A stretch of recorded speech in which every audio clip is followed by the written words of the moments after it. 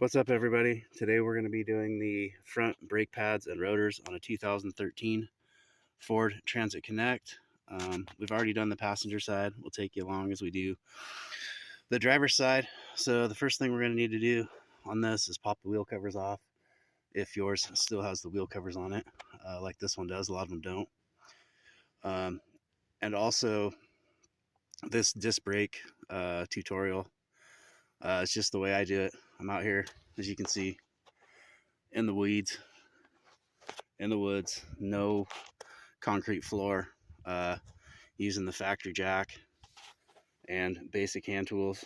So you can get it done with that. And also, this will work on most modern car disc brakes, front or rear. They're usually pretty similar setup. This van actually has drums in the back. We put new shoes on there last year. So anyway, let's get the wheel cover off and then we'll keep going. All right, not sure how well you guys are gonna be able to see that with our janky setup, but anytime you're loosening a wheel, you want to do it with the weight of the vehicle or the vehicle's still on the ground. Our jack's just sitting there. We haven't actually loosened it at all. So that's where we'll start. Loosen the lug nuts before you jack it up. Giddy up.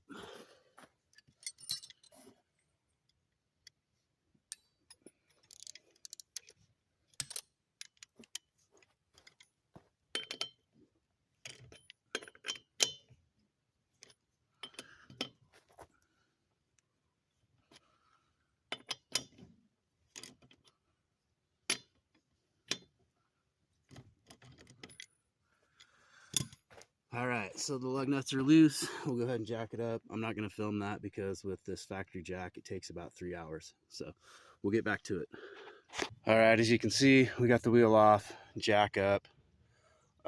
Personally, I slide the wheel underneath the frame in case something happens and it falls off the jack. At least the vehicle won't be all the way on the ground. And also, a good reminder not to put your legs, hands, arms, head underneath it while you're working on it, especially on these crappy factory jacks out in the dirt. So anyway, the next step is I will turn the wheels all the way to the side to get a better angle on the back of the caliper. Where we're going to be doing work is back there. And then also you can see by looking at the rotors that they're getting pretty scored up. So let's get the wheels turned and then we'll get back to it. So now we have the wheels turned. I don't know how well you'll be able to see it, but to get the caliper off, there's 2 sets of Allens. There's a set of plastic plugs that keep the road grime and brake dust out of them. So there's the first one. Also, since this vehicle does have the factory hubcap still, it makes a nice lug nut parts holder while you're working on it. Just make sure you have it somewhere. You won't flip it upside down and spread all your parts out into the pine needles.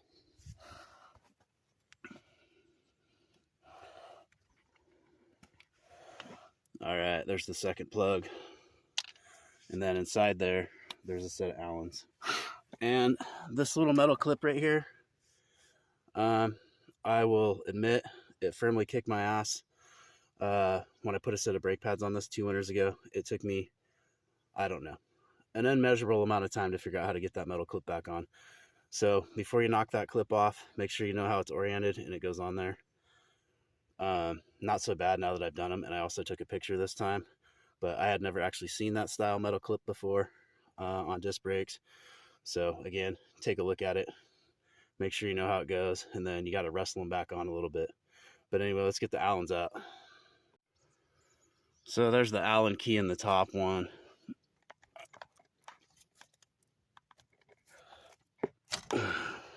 Remember which way it goes. I already got the bottom one loose. So once these 2 Allens are out, the caliper will come free. And then there's going to be 2 more bolts to get the caliper mount bracket off. You got to take those off to get the rotor off. So let me go ahead and get these out, and then we'll show you a picture of them. All right, so those are the Allen bolts, the caliper mount bolts, and that spring. The spring is my enemy. And that's the caliper off, just laid up there. Outside pad stays in. Just got to rattle that out. Get that out of the way. And then, I don't know if you can see, there's a bolt here and a bolt here. We got to pop those out, which takes this mount off, which allows the the rotor, excuse me, to fall out of there. So we're going to go ahead and pop those out. They're a couple of 15 mil bolts. Just take those 2 bolts out, that bracket will come off, and then free your rotor. So we'll do that and then show you where we're at. These bolts are not super tight, but if you do turn the wheel, you can get a longer breaker bar in there. That's one reason I turn the wheel. Get a little more leverage on them, just kind of in an awkward spot. And again, we're out here in the sticks. I don't have air tools or even battery operated tools. Everything's old school by hand. So anyway, we'll get those popped out and then we can get that caliper mount off and the rotor out. All right, so there's the 2 15 millimeter bolts right here. If I can get it in camera, that's the caliper mount, which has to come off to get the rotor out. Now that that's out of the way, we should just be able to pop sometimes the center hub on these. As you can see, it gets a little bit of rust, but usually if you wiggle it back and forth, it'll walk off of there. Hard to do with one hand. Sometimes if they won't pop off, you can hit them with dead blow on the edges and kind of get them smacked around. So let me get that off there real quick. All right, that was definitely easier with 2 hands. So anyway, that's what you're looking at. Caliper right there, or the rotor, excuse me. Keep calling it the caliper. There's your hub, and then right here is where your caliper bracket mounts. So we'll get the new rotor slid on there and the caliper bracket back on, and we'll show you what that looks like. All right, there's the new rotor on and the caliper mount back on. You can only put the caliper mount on one way, so not too big of a deal. I didn't know the torque specs on that. I just get it tight with the breaker bar. And then once that's in, we'll go ahead and start on the pads. The other thing to mention,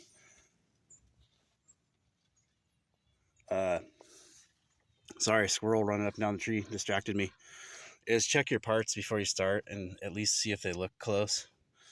That way, if you have one vehicle or you're out in the middle of nowhere doing this, you can at least have some idea if you might have the right parts. I looked at the brake pads and the rotors to make sure that they looked at least a little bit close before I started. You know, obviously, if you had a rotor that had 6 lugs or 4 lugs or something, and this was a 5 lug, you'd know that it was wrong. Just general brake pad shape. All I'm saying is don't rip the whole thing apart and then find out you got the wrong parts. If you can kind of eyeball first, it's a good place to start also. Next, we'll push that pad and piston back in with a C-clamp.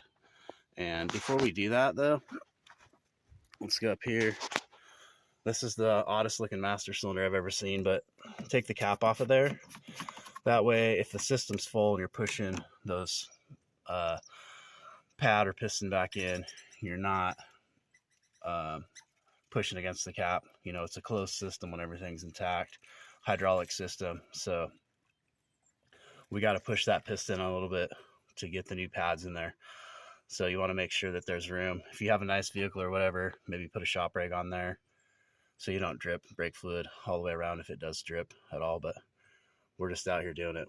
So we'll get the C-clamp rolling and then get that piston pushed in so we can get the brake pads in. Not sure if I'm able to film this with one hand, but we have a C-clamp on there. Basically all we're doing is pushing that piston back in a little bit.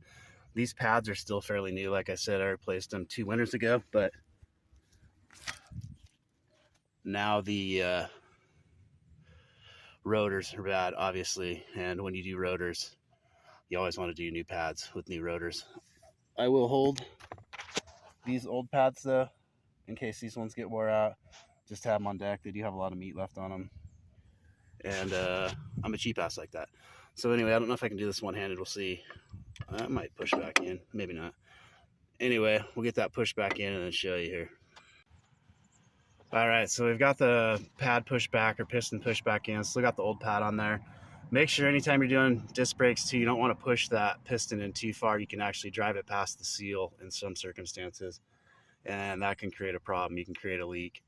And then it's also good, once we get done, everything's back, pump them up, make sure you haven't caused any leaks or anything. But we'll get the pad snapped out of there, and then we can get the new pads rolling.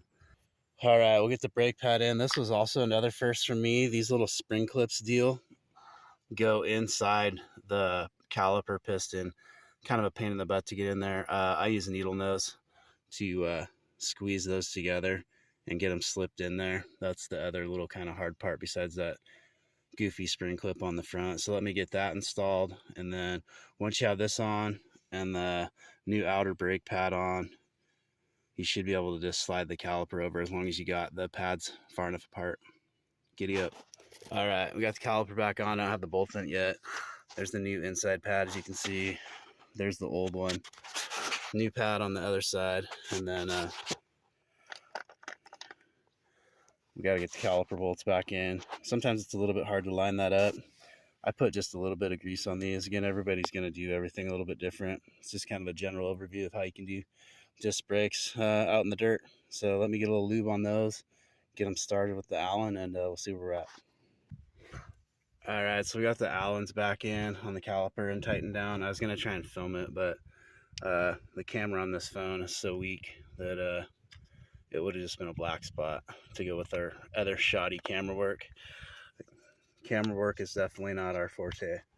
And then we got to put the plug in on the bottom, so get both the plugs back in there. It helps keep the debris out of there. And then the next part is we got to fight that spring back onto the front. And yeah, that's grease. I put just a little tiny bit on the pads. I'll wipe that extra off of there. Again, everybody's going to do it a little different, but anyway, yeah, let's see if we can get that spring clip back on there.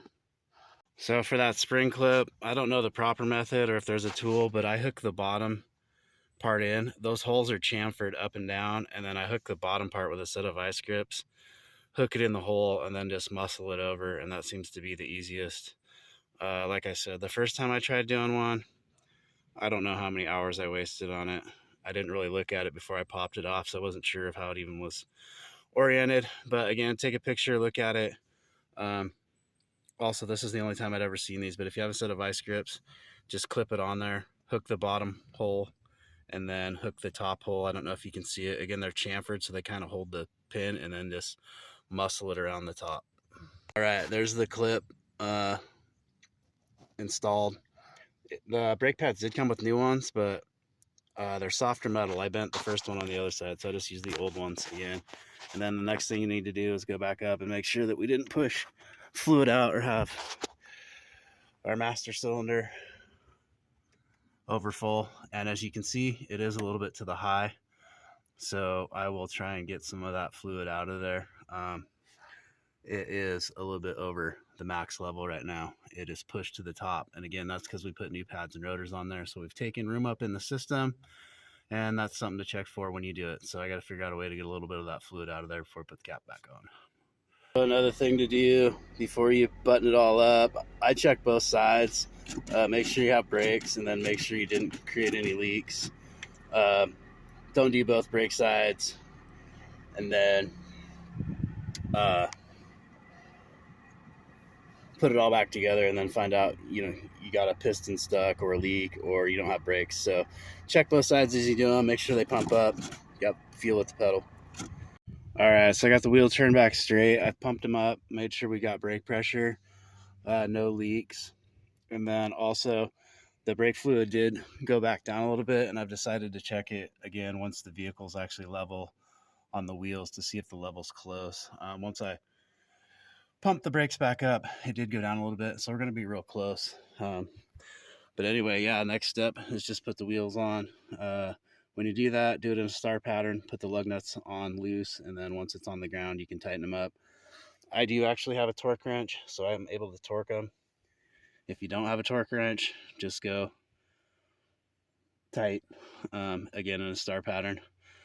Maybe if you have a long breaker bar, would be better. But again, if you can torque them is obviously the best, but I realize that's not an option for everybody. But you don't want your wheels falling off, so get the wheel on there, start the lug nuts, star pattern, get the wheel centered, drop it down, tighten them up. And I know most people know this stuff, but a lot of people don't know that you're supposed to loosen the wheels when it's on the ground or tighten them when it's on the ground. I heard a lady asking questions the other day in the auto parts store, is why I mentioned that. So just in case people don't know. So we'll get the wheel slid over, get that landed back on, torqued up, and then once we're dropped on the ground, we'll recheck our fluid height in the master cylinder, see if we're close. All right, we got the wheel landed back on the studs. Just start these lug nuts by hand, get them rolling. These lug nuts, the factory ones, are tapered on one side. Obviously the taper goes in. Again, some people don't know these things, so to a lot of you it's probably more than blatantly obvious, but I was a motorcycle mechanic for a while that worked in some different shops, and you'd be surprised at what you'd see come in of people trying to make their own repairs on stuff. Again, things that are blatantly obvious to some of us. People that may not be mechanically inclined, it might not be blatantly obvious. And then also, we all have our off days. I've made more than many a simple, dumb mistakes in my time. I've spun wrenches on a lot of garbage off and on through my life, and sometimes you just zone out and not paying attention. So anyway, on factory lug nuts with the taper, or non-factory lug nuts with the taper, you want them to go in. And I know I'm not doing a great star pattern now. I'm just trying to get this kind of started. I'm gonna put my phone down here. It's hard to do with one hand. And then once these are centered on the lugs, we'll do a proper star pattern when we tighten them down. And if you look close, you can see that that taper actually fits into the wheel. That's what's centering the wheel on the studs. So again, if you looked at it in that aspect, it would probably make sense to you. So anyway, these need to be done in a star pattern once you get them sunk in there to pull the wheel down centered and proper. And now that we got them close, we'll drop it down and torque them up. All right, wheels down, wheel torqued. Just got to snap the wheel cover back on. If you're using Ford Transit Connect and the factory wheel covers on the 2013, there's a little bit of a cutout that goes around the valve stem. So yeah, torque those in a star pattern, and then once I'm done torquing them, I usually just go in a circle to make sure that I didn't miss one. Again, you don't want your wheel falling off. Getting them tight is important. So see if you can get that on there with one hand. It's just got like a spring clip that holds it around. Crappy camera angles, I know. Sorry if you're getting seasick. Yeah, and it's not perfectly lined up, but it is on there. And then the last thing we gotta double check is the brake fluid level. So we're level, and looks like it went back down to about the right level. This master cylinder is really hard to read. It does have a max lane on the top, but it looks like we're right in the ballpark. So again, when you do that, before you take off, double check. And that's another reason to pump your brakes up before you leave, is so you don't roll into a wall or your neighbor's car or picnic table, what have you. So always pump your brakes up, check them, and then before you take off. And also, last but not least, for anybody wondering where their jack and factory lug wrench are on a 2013 model Ford Transit Connect, it's mounted just inside the rear side, driver's door in the very back. So if you open the back door, and then there's a little plastic cover that goes over it once it's installed. I realize there's really bad light over my shoulder and it's gonna be hard to see. Getting this thing in there with the straps and bolted down is probably almost as hard as doing the brakes. But anyway, just so if you're working on this exact model and you need to know where your factory jack is, that's where it's at. Driver's side, all the way in the back. Cheers. After you double check your fluid level, drop your hood down, make sure that it's latched. You don't want your hood coming up on the freeway, coming from a guy who has experienced that. And that's it. Take it easy on those brakes for a little bit, a couple heat cycles before you get really harsh on them. Let them seat in a little bit. Anyway, I hope this helped everybody. That's about it. Just eat, sleep, and repeat. The same exact procedure on the other side. Like I said, I did the passenger side first and then took you guys along on the driver's side. So, but they're the exact same. So hope this helps somebody out. And then also, this is very similar to almost any modern disc brakes on any vehicle, front or rear. So you can kind of use it as a guideline for those also if you're not working on this exact vehicle. Cheers. Until next time.